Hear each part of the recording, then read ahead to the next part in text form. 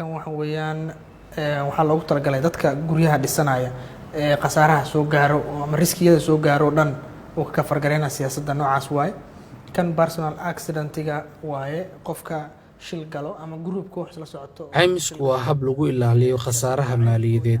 Waa nooc ka mid ah maareynta khataraha shakhsi ama hay'ad soo gaara markaas oo caymisku ka helaan ilaalin maaliyadeed ama magdhow khasaaraha soo gaaray.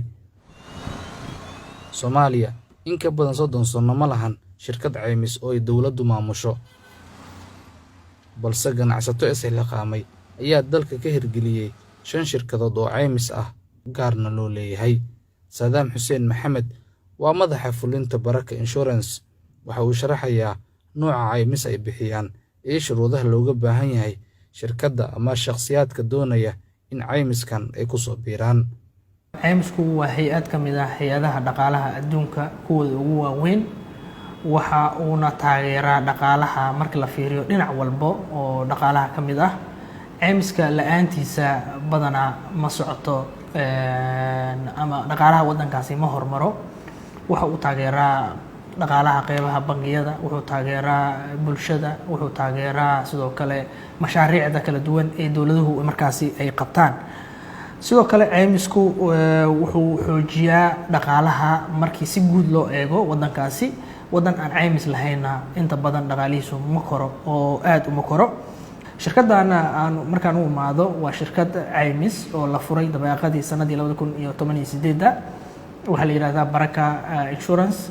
Waxay xafiisyo ku leedahay magaalooyinka Hargeysa, Garowe iyo sidoo kale claim management office oo yar oo waxaan ku leenahay dalkaasi Kenya, gaar ahaan magaalada Nairobi ayaan ku leenahay claim management office oo ah qaansheegadka dadka soo qaansheegta ee u taga tusaale ahaan caafimaadka u taga dalkaasi isbitaalada ku yaala ay soo sheegtaan xafiis maareeya ayaa xaggaas inoogu yaala. Sidoo kale waxaa kaloo idin sheegi rabnay in caymisku u kala baxo qaybo kala duwan oo ugu weyn tahay midka hadda Soomaalida inta badan ay isticmaashay ee loo yaqaan caymiska caafimaadka.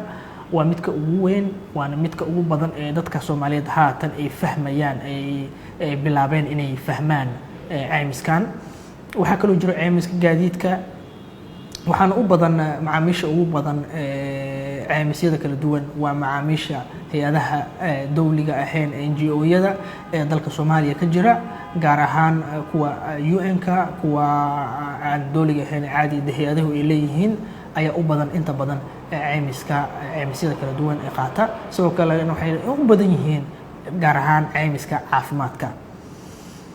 Shirkadaha waaweyn ee wax dhoofiya iyo kuwa wax soo dejiya, ganacsatada yaryar iyo shakhsiyaadka caadiga ah ayaa si sahlan ugu biiri kara shirkadaha caymiska ee dalka ka jira si ay maareen iyo magdhow u helaan haddii ay la kulmaan khasaare maaliyadeed ama mid caafimaad sida ka jirta wadamada caalamka oo kale.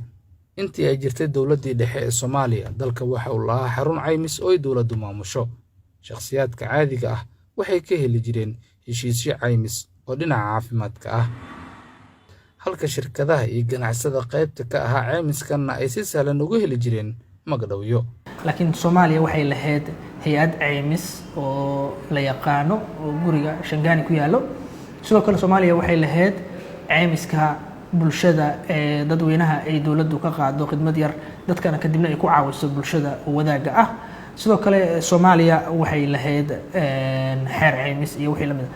Haatan ay la hadlayno dawladda Soomaaliya ay haatan joogta waxay wadaa gaar ahaan bangiga dhexe ee Soomaaliya, Central Bank of Somalia, waxay wadaan xeerkii caymiska ay ku dhaqi lahaayeen bulshada Soomaaliyeed ayna kor ugu qaadi lahaayeen ganacsiga sida ay u wado xeerka bangiyada iyo xeerka national payment-iga asna uu socdaa xeerka caymiska marka haatan lay. Awis Maxamuud Jilcow, 5TV, Muqdisho. abka Dahab Plus iyo casriyeynta adeegyada shirkadda Dahab Shell. Dahab Plus oo kuu fududeynaya isla markaasina kuu koobaya dhammaan baahiyaha adeeg ee eDahab, Dahabbay iyo adeegyada shirkadda Somtel. Mar kasta iyo mar kastaba ku isticmaal application-ka Dahab Plus.